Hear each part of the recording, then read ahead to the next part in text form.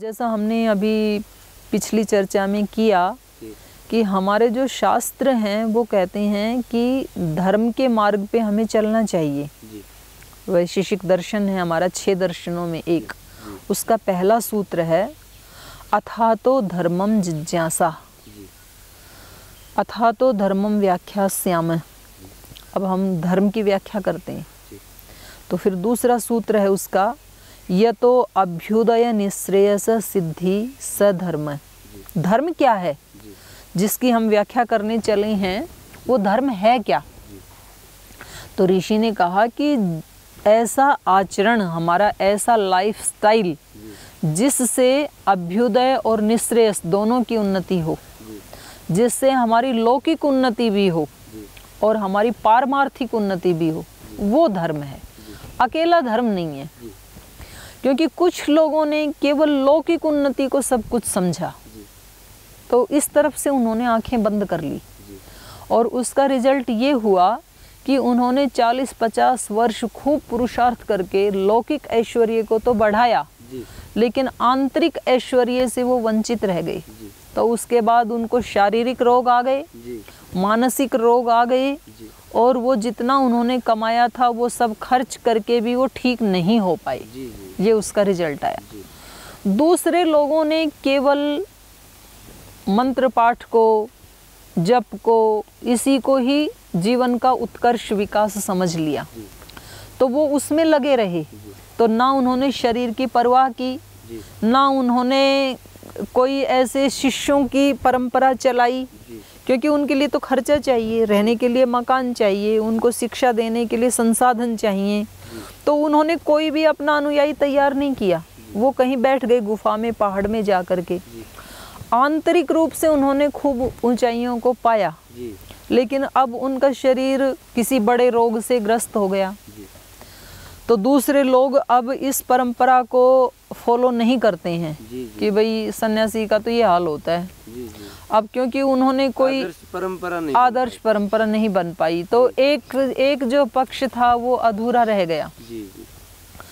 तो और क्योंकि ऋषि भी कह रहे हैं कि दोनों का बैलेंस होना चाहिए, हमारे पास लौकिक उन्नति भी होनी चाहिए, जैसा अभी हमने चर्चा की कि जो स्थूल ऐश्वर्य, जो सामर्थ्य है वो भी अच्छे हाथ में होनी चाहिए। नहीं तो वो दूसरे लोगों के पास जाएगी। आज आतंकवादियों के पास पैसा है तो उससे वो बॉम्ब बनाते हैं, फिर वो हमारे ऊपर ही फोड़ते हैं, उसमें लगेगा वो। अगर किसी ऋषि के पास हो वो पैसा तो वो निर्माण में लगाएगा। तो ये मैंने श्रद्धेय स्वामी जी महाराज के जीवन में देखा, इस सूत्र को घटित होते हुए कि खूब पुरुषार्थ करना, समृद्धि को बढ़ाना, लेकिन उस समृद्धि से स्वयं अनटच रहना, उसमें आसक्त नहीं, डूब नहीं जाना। डूबने की तो बात छोड़ो, मैंने तो कई बार देखा स्वामी जी महाराज को कुछ लोग 5-5, 10-10 लाख रुपए के भी चेक्स देते हैं डोनेशन के रूप में, और महाराज जी के पास जो भी डायरी है वो उसमें लगा देते हैं, फिर वो भूल जाते हैं। फिर उन लोगों का हमारे पास फ़ोन आता है, जी हमने 6 महीने पहले एक चेक दिया था, उसकी आज तक कोई रसीद नहीं आई, कोई मेंबरशिप का लेटर नहीं आया हमारे पास, हम कॉरपोरेट मेंबर बने थे। तो हमने पूछा भाई आपने ये डोनेशन कहाँ दी थी और किसको दी थी? बोल जी हमने फला मंच के ऊपर महाराज जी के ही हाथ में दिया था। फिर हम ढूंढते हैं कि उस समय, ये सितंबर में ये शिविर हुआ था, उस समय महाराज जी के पास कौन सी डायरी थी।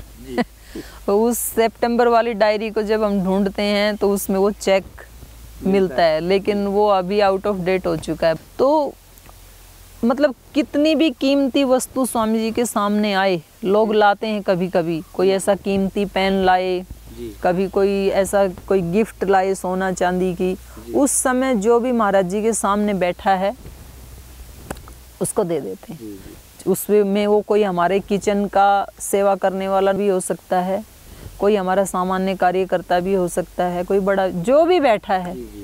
तो इतना ऐश्वर्य होने के बाद उससे इतनी निर्लिप्तता और इधर इतनी आध्यात्मिकता, क्योंकि ये निर्लिप्तता बिना आध्यात्मिकता के नहीं आ सकती।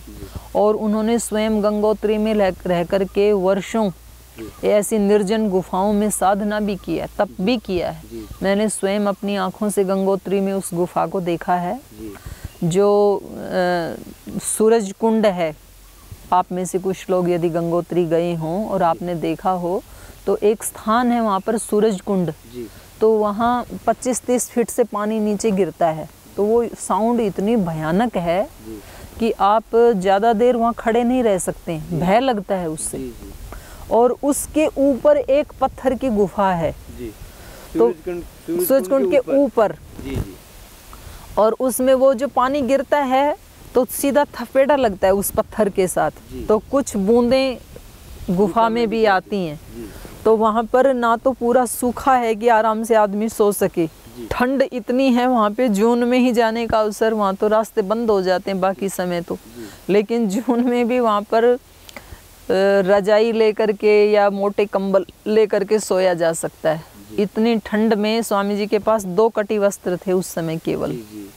उस गुफा में वो 3 वर्ष रहे हैं। तो पूरे दिन भर वहाँ पर ध्यान करना, जप करना, स्वाध्याय करना। तो उन्होंने आध्यात्मिक उन्नति भी की है, आध्यात्मिक शक्तियाँ भी हैं। मैंने औरों से भी सुना और स्वयं इस बात को महसूस किया कि आज श्रद्धेय स्वामी जी महाराज एक संकल्प सिद्ध योगी हैं। यद्यपि वो उसका प्रदर्शन नहीं करते हैं कभी भी, और ये ही महापुरुषों की खासियत होती है कि उनके पास जो शक्ति है वो उसको ऐसे दिखाते हैं कि जैसे उनके पास है ही नहीं। तो महाराज जी इस तरह की अपनी शक्ति का कभी प्रदर्शन नहीं करते, लेकिन वो आध्यात्मिक शक्ति की दृष्टि से भी बहुत बड़े धनी हैं, और सेवा की दृष्टि से, ज्ञान की दृष्टि से, बल की दृष्टि से दिखने में दुबले पतले हैं, लेकिन इतने बलवान हैं कि एक बार 20 लोगों ने, अपराधी लोगों ने घेर लिया था।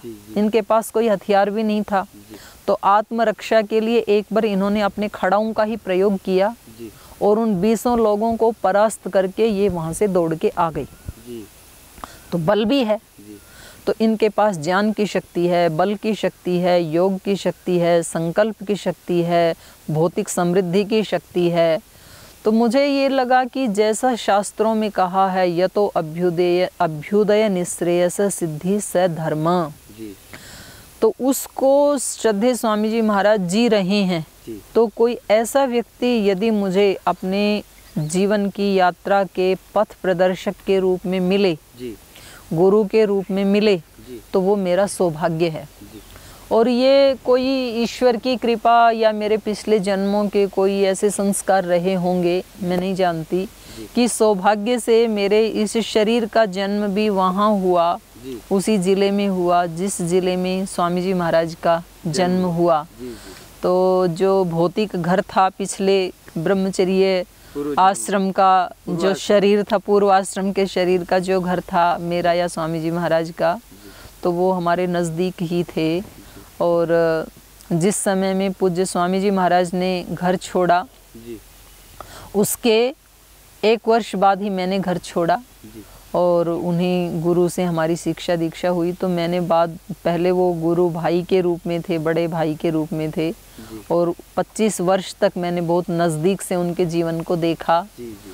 तो ये मेरा सौभाग्य है कि मुझे गुरु के रूप में ऐसे एक संत, एक ऐसे संकल्प सिद्ध योगी, एक ऐसे ऋषि, एक ऐसे समाज का उद्धार करने वाले सामाजिक उद्धारक और उस ऋषि परंपरा के संवाहक, संवर्धक, संपोषक, मतलब मैं जितने भी शब्द कहूँ तो ये ऐसा नहीं है कि मैं अपने गुरु की प्रशंसा के रूप में कह रही हूँ, ये हकीकत है, ये मेरा सौभाग्य है। तो आपने पूछा कि मैंने स्वामी जी को ही क्यों चुना, तो मैंने स्वामी जी को नहीं चुना, स्वामी जी ने मुझे चुना, ये मेरा सौभाग्य है। और उन सब करोड़ों भाई बहनों का सौभाग्य है, उन सभी सन्यासियों का सौभाग्य है। क्योंकि देखो, जैसे माता पिता का ऐश्वर्य किसी पुत्र को सहज ही मिल जाता है, ऐसे ही हमारे गुरुओं की जो पुण्याई है, जो उन्होंने तप किया, जो पुरुषार्थ किया, ऐसी निर्जन गुफाओं में रह कर के जो उन्होंने आध्यात्मिक उन्नति की, वो सहज रूप से हमें मिल गई। तो ये हमारा सौभाग्य है जो हमें ऐसे गुरु मिले। और हम बड़े निर्भ्रांत होकर इस पथ पर आगे बढ़ रहे हैं। जी, बहुत विस्तार से आपने ये बात भी बताई कि आपने परम पूज्य स्वामी जी महाराज को गुरु के रूप में क्यों चुना, जबकि आपने ऐसा बताया कि मैंने नहीं चुना, ये स्वामी जी महाराज ने ही मुझे अपने शिष्या के रूप में चुना है। ये भगवान की परंपरा, मैं उस भगवान की एक व्यवस्था के तहत दोनों ने एक दूसरे का चयन कर लिया, गुरु ने शिष्य का, शिष्य ने गुरु का। बहुत अच्छी बात। अभी बहुत सारे विषयों पर हमने चर्चा करी। अभी हमारे दर्शक जो है ये भी जानना चाहते हैं कि आपने सन्यास की दीक्षा स्वीकार करी, परम पूज्य स्वामी जी महाराज को अपने गुरु के रूप में स्वीकार किया है। इस विराट सेवा का जो कार्य इस देश में चल रहा है, तो उसमें आप इस सेवा के रूप में गुरु का, उस भगवान का एक यंत्र बन करके आप सेवा कर रही हैं। तो हमारे दर्शक जानना चाहेंगे कि इसमें आप पतंजलि यूनिवर्सिटी में, पतंजलि योगपीठ में, पतंजलि अपनी जो संगठन है, इसमें आप किन किन जिम्मेदारियों को आप निर्वहन कर रही है, हमारे दर्शक जानना चाहते हैं कि इस सेवा यात्रा में आप कौन सी जिम्मेदारियां जो है आप निर्वहन कर रही हैं, इसके बारे में भी हमारे दर्शक जो है जानना चाहेंगे। ये तो आप और दर्शक सभी जानते ही हैं, मेरे को बताने की आवश्यकता नहीं है। जी। मैंने दिव्य योग मंदिर से ही अपनी एमए की परीक्षा दी, पढ़ाई की वहाँ पे। जी। पहले मैं बीए करके मैंने घर छोड़ा था। जी। फिर उसके बाद मैंने व्याकरण शास्त्र, दर्शन शास्त्र, उपनिषद शास्त्र सब गुरुमुख से पढ़े। जी। और उसके बाद कुछ हित चिंतकों ने मुझे कहा कि आपको परीक्षाएं भी दे देनी चाहिए, लौकिक सेवा करने में कभी वो काम आ जाती हैं। यद्यपि मैं तो परीक्षाएं छोड़ के घर से आई थी। जी। जी। तो मैंने दिव्य योग मंदिर में रह करके ही एमए किया। और जैसा मैंने पहले उल्लेख किया, पूज्य स्वामी जी महाराज हमारे 25 विद्यार्थियों का सारा खर्चा वो सब निर्वहन करते थे। तो एमए पूरे होने के बाद पूज्य स्वामी जी महाराज ने मेरे को कहा कि जी अब यहीं रह करके सेवा करो। तो जो इस शरीर की माता जी थे अभी वो नहीं हैं। जब मैं घर से निकली थी तो क्योंकि मैं सबसे छोटी बेटी थी तो उनको बड़ा कष्ट था मेरे इस जीवन में आने से। तो मैं उनको यही कहती थी कि माता जी मैं वेद दर्शन आदि ऊंची पढ़ाई पढ़ने के लिए, संस्कृत की पढ़ाई पढ़ने के लिए जा रही हूँ, वो पूरी होगी तब मैं आ जाऊंगी आपके पास। ऐसे उनको कहती थी। तो ये पढ़ाई पूरी होने के बाद माता जी अब तेरा व्याकरण भी पूरा हो गया, अब तो तेरे एमए भी पूरा हो गया, तो अब इधर आ जाओ। तो फिर मैंने उनको कहा कि मुझे तो इसी मार्ग पे चलना है, तो मैं आपके पास आके क्या करूं। तो उन्होंने कहा आपको इसी मार्ग पे चलना है तो हम आपके लिए एक आश्रम बना के देंगे।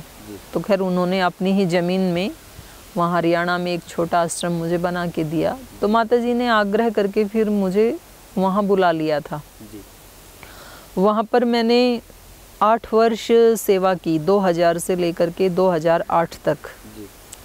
उसके बीच 2005 में श्रद्धेय स्वामी जी महाराज ने एक योग शिविर लगाया था और पूरे देश से उन लोगों का आह्वान किया कि जो निस्वार्थ भाव से इस योग के फील्ड में सेवा देना चाहते हैं उनको हम पहले ट्रेंड करेंगे और फिर वो सेवा दें। तो खैर मैं तो वैसे ही जुड़ी हुई थी व्यक्तिगत रूप से। तो उस शिविर में मैं आई थी और स्वामी जी महाराज ने फिर मेरे को वहाँ महेंद्रगढ़ में जा कर के सेवा देने का दायित्व दिया। मुझे सौभाग्य मिला। एक ज़िले में मैंने बहुत अच्छे से सेवाएं दी। वहाँ के प्रत्येक गांव में, यहाँ तक कि जो छोटी छोटी ढाणी बोलते हैं वहाँ पर, उनमें भी जा कर के हमने एक एक व्यक्ति को जोड़ा, एक एक गांव में गए, शिविर लगाए। छोटी सी टीम थी हमारी वहाँ पे। तो जब मैंने एक ज़िले में सब भाई बहनों के साथ मिल कर के प्रामाणिकता से सेवा की तो स्वामी जी महाराज ने फिर मुझे और 2 जिलों का दायित्व दिया। हमने सुना था रेवाड़ी और भिवानी। हमने सुना था उस शिविर के बाद में जो दायित्व आपको मिला तो उसमें महेंद्रगढ़ जिला भारत का पहला जिला बना जिसमें पूरे जिले के हर गांव ढाणी तक भी हमारी इस योग की यात्रा पहुंची। हाँ, मैं वही बताया, जैसे 2005 में जब वो प्रशिक्षण दे के महाराज जी ने भेजा ना, उसमें 1000 शिक्षक आए थे। जी जी। तो उसमें उसके 2 महीने के बाद एक निर्देश गया मुख्यालय से जी। कि हमारे जो जिला प्रभारी हैं, जिला प्रभारी के रूप में मेरे को दायित्व मिला था उस समय। जी जी। तो जिला प्रभारियों को ये निर्देश दिया जाता है कि वो प्रत्येक गांव में जा कर के एक एक ग्राम प्रभारी बनाएं, किसी व्यक्ति को खड़ा करें ताकि हर गांव में योग कक्षा शुरू हो सके। जी। तो मेरे को ना शुरू से ही ये मेरे स्वभाव में है कि मैं जिसके निर्देशन में सेवा करती हूँ तो उनके आदेशों को 100% जितनी मेरे अंदर सामर्थ्य है मैं उसको फॉलो करने का प्रयास करती हूँ। तो मेरे लिए गुरु का वाक्य वेद वाक्य ही था कि गुरु जी ने कह दिया तो ऐसा करना ही है। तो हम एक एक गांव में, यद्यपि मेरे पास कोई संसाधन नहीं था क्योंकि मैं कोई नौकरी तो करती नहीं हूँ, तो ना तो एक पैसा मेरे पास था, ना कोई गाड़ी, बाइक, स्कूटी, मोटरसाइकिल, कुछ साइकिल भी नहीं थी, कोई संसाधन नहीं था। लेकिन ये गुरु की कृपा है, ईश्वर की कृपा है। जिसको भी सहायता के लिए हमने आह्वान किया कि भाई साहब आज उस गांव में चलना है, तो ज़्यादातर मेरे सहयोगी होते थे बुजुर्ग लोग, रिटायर्ड कर्नल, रिटायर्ड कैप्टन और कुछ ऐसे बड़े जमींदार। तो शुरू से और बचपन से ही मेरी दोस्ती ज़्यादातर बड़ी उम्र के लोगों से होती थी। जब मैं छोटी सी बच्ची थी घर में भी, तो गांव में जो वृद्ध महिलाएं हैं, बुजुर्ग महिलाएं, तो वो मेरे को बुलाती थी, मेरे सिर की कंघी कर देना बेटा। तो मैं मतलब वो बाल में कंघी करते समय दर्द नहीं करती थी बिल्कुल। तो मेरे को याद है कि 6-7 ऐसी बुजुर्ग महिलाएं थी मेरे मोहल्ले में कि स्कूल से आने के बाद मैं उनकी कंघी करती थी, उनकी चोटी करती थी। वो अपने बच्चों से नहीं करवाते थे, तो कहते थे कि वो स्कूल से आएगी तब करेगी। फिर रात को उनको भजन सुनाती थी मैं। तो ज़्यादातर मेरी दोस्ती बुजुर्गों से रही। तो ये सेवा करते समय भी वो लोग मुझे अपनी गाड़ी में बिठा के उन गाँवों में ले जाते थे, मेरा सहयोग करते थे। तो हमने सब गाँवों को कवर किया पहली बार। और जब हम वो सारा काम करके पतंजलि योग पीठ में आए तो महाराज जी ने पूछा कि भाई कौन कौन जिला प्रभारी ऐसे हैं जो अपने ज़िले के सब गाँवों में एक एक मेंबर बना के आए हैं। तो मैंने हाथ उठाया। तो मैंने अपने आसपास देखा कि मैं तो अकेली ही हूँ। उसमें बात ये थी कि महाराज जी ने कहा था विद प्रूफ चाहिए, उन लोगों के मोबाइल नंबर, उनके नाम, लिस्ट चाहिए। तो कोई भी झूठा हाथ नहीं उठा सकता है। मैं तो अपनी लिस्ट लेके गई थी। मैंने कहा भाई इन लोगों से आप बात कर लो, किसी से भी। हम उनसे मिले हैं, उनको सिखाया भी है योग। तो उसको देख करके महाराज जी को काफ़ी प्रसन्नता हुई और उन्होंने कहा कि जी आप फिर 3 जिलों में काम करो। तो फिर हमने रेवाड़ी, भिवानी, महेंद्रगढ़ 3 जिलों में कार्य किया। तो उसी दौरान फिर 2008 में हमारी भी थोड़ी हिम्मत बढ़ी कि हम सामाजिक कार्य भी कर सकते हैं। उससे पहले मैं बहुत एकांत प्रिया थी, कभी ऐसे कार्य किए नहीं हमने, पर 3 जिलों में कार्य किया तो एक सार्वजनिक जीवन का एहसास होता है एक। तो हमें लगा कि महाराज जी के पूरे देश में बड़े बड़े शिविर लगते हैं, तो क्यों ना हम भी अपने महेंद्रगढ़ में एक शिविर लगाएं। हमने महाराज जी से पूछा, महाराज जी एक शिविर हमें दे दीजिए। तो उन्होंने कृपा करके हमें डेट दे दी। 2 महीने पहले वो हमने ली थी। जब मैंने जाके वहाँ, मेरे मुट्ठी भर सहयोगी थे, 8-10 कार्यकर्ता थे हम महेंद्रगढ़ में, बाकी लोग रुचि नहीं ले पा रहे थे। उनसे मैंने चर्चा की, बोल जी सहयोग तो हम कर देंगे लेकिन ये शिविर करवाने में तो 15-20 लाख रुपए खर्च हो जाते हैं, तो ये हम इतना खर्चा कहाँ से लाएंगे। तो हमने कहा मांगेंगे डोनेशन, दे देंगे लोग। हमें ये था कि सब जगह सबको देते हैं तो हमें क्यों नहीं देंगे, हमें भी देंगे। लेकिन वो उल्टा पड़ गया हमें। तो जब हम डोनेशन लेने के लिए बाहर गए लोगों के पास, तो वे बोले कि वो तो हमारा ही लड़का है, हमने उसको योगी बना के भेजा इतना ऊंचा, तो उनको हमें दे के जाना चाहिए। मैंने कहा अरे वो तो 14 वर्ष की आयु में निकल गए थे, आपने कहाँ बनाया उनको। लेकिन एक जो होता है ना अपना अधिकार भाव, तो वहाँ के लोगों में वो आज भी है। और खैर वो तो रहेगा, वो मुझे अब एहसास होता है, वो होगा ही उनको। जी। कोई 10 रुपए भी देने को तैयार नहीं थे। जी। तो हमारे गुरुजी उस समय वहीं रहते थे, पूज्य आचार्य प्रद्युम्न जी महाराज, गुरुकुल खानपुर में। उन्होंने कहा आप छोड़ो ये शिविर आदि का चक्कर। जी। स्वामी जी महाराज वर्ष में एक बार खानपुर आते हैं अपने गुरु के स्थान पे, जी। उसी समय लोगों को बुला लेंगे, उस सेवा हो जाएगी बस। जी। जी। लेकिन मेरा जो स्वाभिमान था उसको ठेस लग रही थी। गुरुजी को भी लगा कि शायद ये संभव नहीं होगा। हाँ, गुरुजी को तो लगा क्या, उन्होंने तो बिल्कुल ऐलान ही कर दिया था कि ये कभी नहीं हो सकता है, इम्पॉसिबल है ये। जी। जी। लेकिन मेरे को लगता था कि यदि मैंने ये नहीं किया तो मेरा तो स्वाभिमान आहत हो जाएगा, लोग कहेंगे लड़कियां कुछ नहीं कर सकती हैं। तो एक बहन की दृष्टि से मातृशक्ति के अपमान की भय से भी मुझे ये था, और व्यक्तिगत भी मैंने कहा नहीं, शिविर तो होगा। होगा कैसे, कोई 10 रुपए भी नहीं दे रहा है। तो खैर उसमें हम कुछ बाहर के लोगों से भी मिले, और उनमें एक व्यक्ति मेरे को मिले, उनको मैं भूल नहीं पाऊंगी, बुजुर्ग व्यक्ति थे। तो उन्होंने कहा बहन जी यदि आपका इतना दृढ़ संकल्प है, तो वो जमींदार थे, उनके पास 15-20 एकड़ ज़मीन थी। तो उन्होंने कहा कि चाहे मुझे अपना 1 एकड़ ज़मीन बेचनी पड़े, मैं आपका शिविर करवाऊंगा। तो बस फिर तो बल मिल गया हमें। तो खैर फिर हमें कुछ अपने गुड़गांव से, कुछ छत्तीसगढ़ में रहते हैं अपने आदरणीय सुरेश जी रायपुर से, कुछ सुरेश डोकनिया जी झारखंड में रहते हैं, वो मूल रूप से वहीं के रहने वाले हैं, नारनौल के। तो उन्होंने हमारे को डोनेशन दिया 5-5 लाख रुपए। और हमने फिर वो इतना अच्छा शिविर किया कि हमने लगभग 10 लाख रुपए पतंजलि योगपीठ में भी डोनेशन के रूप में भेजा, शिविर के खर्चे से निकाल करके। और हमने 20 का एस्टिमेट लगाया था, लेकिन हमारे लगभग 30 लाख रुपए उसमें खर्च हुए। तो डोनेशन हमारे पास लगभग 40-45 के आसपास आया। और शिविर इतना बढ़िया था कि लगभग 40,000 लोगों ने उस शिविर में भाग लिया। तो जो ग्राउंड था वो ओवर क्राउडेड था।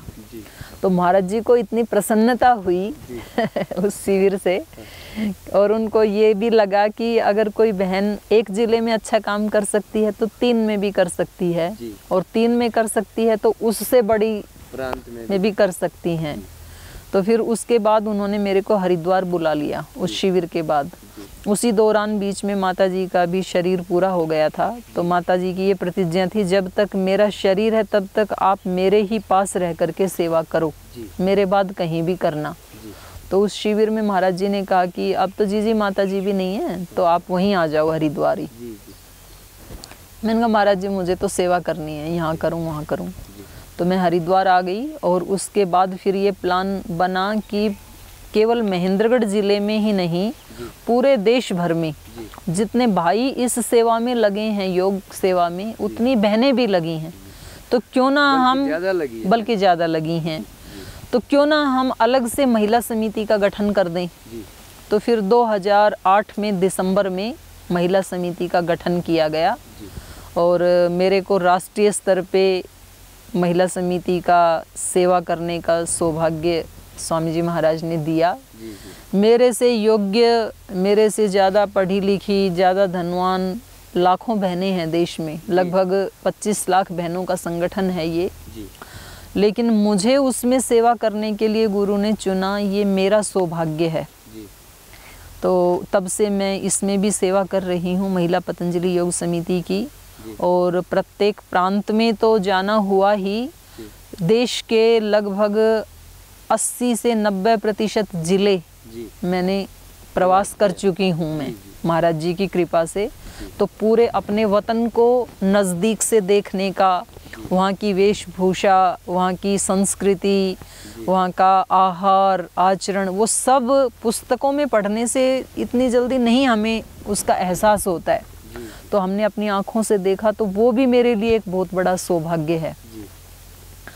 और महिला पतंजलि योग समिति की सेवा के साथ साथ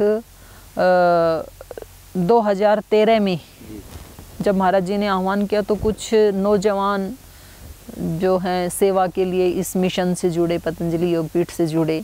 तो उनमें से कुछ BA करके आए, कुछ MA करके आए, BTech करके आए, BSc करके आए, कुछ MTech MSc, मतलब कुछ ग्रेजुएट, कुछ पोस्ट ग्रेजुएट भाई आए वहाँ पे कि हम सेवा करने के लिए तैयार हैं।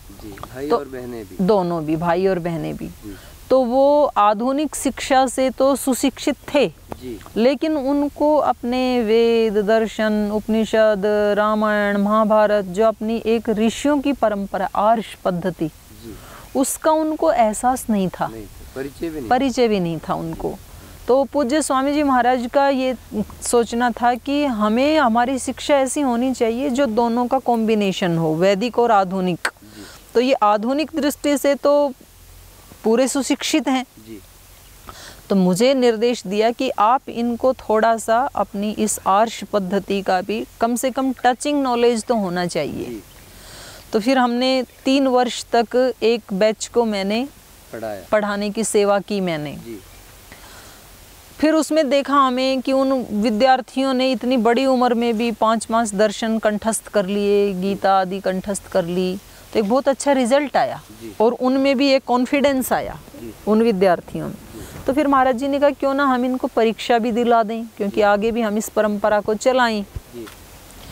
तो 3 वर्ष हमने ऐसे ही पढ़ा। उसके बाद फिर यूनिवर्सिटी में मुझे डिग्रियां मेरे पास थी ही पहले, मैंने गुरुकुल कांगड़ी से ही एमए और पीएचडी पहले ही कर लिया था। तो एज ए प्रोफेसर मेरा फिर उसमें ऑफिशियली अपॉइंटमेंट हो गया पतंजलि यूनिवर्सिटी में। और हमने एक ऑफिशियली डिपार्टमेंट ही बनाया, फिलोसफी डिपार्टमेंट। तो अभी हमारे वहाँ पर एक जो गुरुकुल के जो विद्यार्थी हैं उनका एक व्याकरण का डिपार्टमेंट चलता है, एक फिलोसफी का चलता है। उसमें दर्शन आदि और रामायण, महाभारत ये सब हम उनको पढ़ाते हैं। तो उसमें फिर उस एक बैच के बाद जो अगले विद्यार्थी आए तो वो माउथ टू माउथ जो बच्चे आपस में भाई बहनें बात करते हैं कि हमें तो बहुत अच्छी अनुभूति हुई। तो अगले ही साल फिलोसफी पढ़ने वाले हमारे पास 100 विद्यार्थी हो गए। आज भारत में कहीं भी किसी भी यूनिवर्सिटी में फिलोसफी के मुश्किल से 5-7 विद्यार्थी मिलेंगे आपको। और उनको भी यूनिवर्सिटी कुछ सहायता देती है तब वो पढ़ते हैं। स्कॉलरशिप देती है कि हम आपको 500-1000 रुपए देंगे हर महीने, आप पढ़ो हमारे पास आके, तब वो आते हैं। लेकिन पतंजलि यूनिवर्सिटी अपने आप में एक ऐसी विलक्षण यूनिवर्सिटी है कि वहाँ एक साथ अभी 100 विद्यार्थी दर्शन पढ़ रहे हैं। तो हमारा एक डिपार्टमेंट ही बन गया। तो उसके हेड ऑफ द डिपार्टमेंट के रूप में भी मुझे सेवा करने का अवसर मिला। तो मुख्य रूप से ये 2 सेवाएं मैं अभी वहाँ कर रही हूँ। उसके अतिरिक्त फिर अपनी एक मैगजीन निकलती है योग संदेश, तो उसमें भी कुछ सहायता करने का, उसमें कुछ देखने का जो कार्य जो भी महाराज जी की तरफ से हमें मिलता है, तो कोई भी सेवा फिर करने के लिए वो हमारा सौभाग्य ही होता है। तो मुख्य रूप से ये 2 जिम्मेदारियां मैं वहाँ निभा रही हूँ। और अभी काफ़ी देर हो गई है हमें, तो ये जो चर्चा थी, क्योंकि अभी दूसरे कार्यों का भजन, ध्यान, स्वाध्याय आदि का भी टाइम हो गया है, तो हम उनको भी अभी हमें उनको भी करना है। तो शेष चर्चा जो है हम अगले एपिसोड में करेंगे। तो आपने पूछा, मुझे भी अच्छा लगा, तो उसके लिए आपका भी धन्यवाद करते हुए अभी हम दर्शकों से विदा लेते हैं। अगले एपिसोड में हम फिर आपके साथ चर्चा करेंगे। तब तक के लिए धन्यवाद। आपने बहुत सारे दर्शकों के मन के जो भाव थे, प्रश्न थे, जो भी जिज्ञासा थी जानने की, उसका आपने समाधान किया।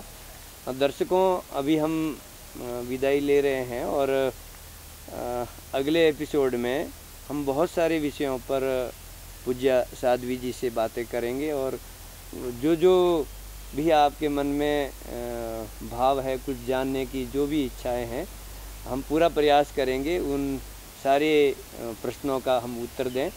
तो अगले एपिसोड में हम आपसे मिलते हैं। नमस्ते।